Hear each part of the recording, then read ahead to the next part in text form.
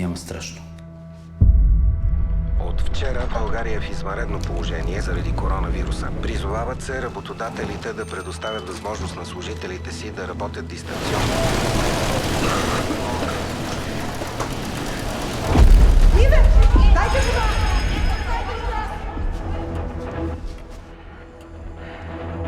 Съжалявам. В момента ви показваме шивашкия цех, откъдето е тръгнала заразата. Така нареченият пациент 0 е една от работничките в цеха Ива Донева. Това е пълен абсурд.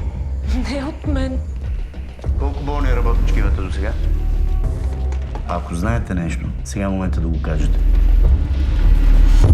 Тези тежки времена, хора като господин Манчини, ни дават надежда, че заедно можем да се справим с ужаса.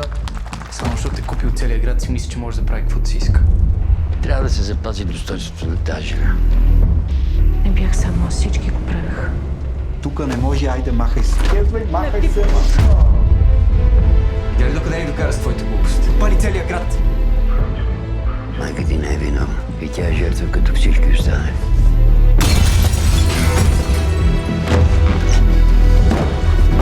Тук такъв спри! Кога гледаш?